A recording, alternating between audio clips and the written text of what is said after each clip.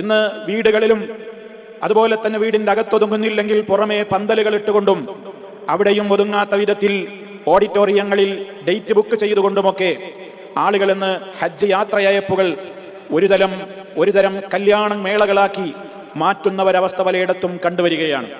മറ്റു ചില ഭാഗങ്ങളിൽ ദുആയിരപ്പ് സമ്മേളനം അല്ലെങ്കിൽ ദുആയിരപ്പ് ദിനം എന്ന പേരിൽ ഹജ്ജിന് പോകുന്ന ആളുകൾ അതിനുവേണ്ടി പ്രത്യേകം ഇതേപോലെ സദ്യകളൊക്കെ ഉണ്ടാക്കി ആ നിലക്കൊരു ദുആ സമ്മേളനം അവിടെ വെച്ച് നടത്തുകയാണ്.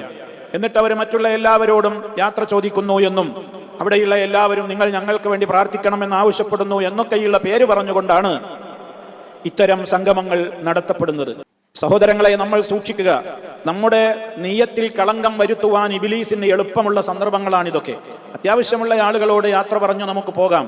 എന്നാൽ ഇന്ന് അതിനോടനുബന്ധമായി ഒരു സദ്യ വീട്ടിൽ സംഘടിപ്പിച്ചിട്ടില്ലെങ്കിൽ മാലോകരെ വിളിച്ച് വീട്ടുകാരെ കുടുംബങ്ങളെയൊക്കെ എല്ലാവരെയും വിളിച്ച് ഒരു സദ്യ നടത്തി ഒരു വിപുലമായൊരു പാർട്ടി സംഘടിപ്പിച്ചിട്ടല്ലാതെ പോയാൽ അവനെന്തോ ഒരു പിശുക്കനാണ്, അല്ലെങ്കിൽ അവൻ ഒരു സ്നേഹമില്ലാത്തവനാണ് എന്നുള്ളിടത്തേക്കൊക്കെ കാര്യങ്ങൾ നീങ്ങിപ്പോകുന്നത് സൂക്ഷിക്കണമെന്നാണ് പറയാനുള്ളത്. അത്യാവശ്യം ഇപ്പം നമ്മളൊരു ദീർഘയാത്ര പോകുമ്പോൾ നമ്മുടെ കുടുംബങ്ങളും നമ്മുടെ ഏറ്റവും അടുത്ത ബന്ധുക്കൾ, ഇഷ്ടാനുജന്മാർ, ബന്ധപ്പെട്ടവർ, അയൽക്കാരൊക്കെ ഉണ്ടാകും.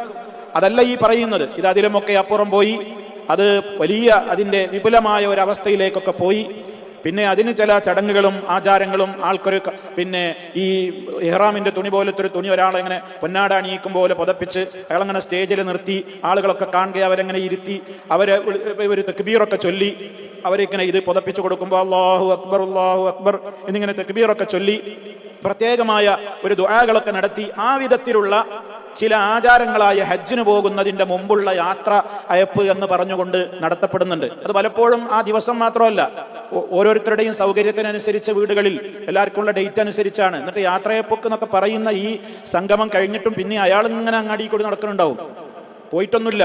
അപ്പൊ ഇത് ഇങ്ങനെ ഒരു നിർബന്ധമായ സംഗതിയാണ്.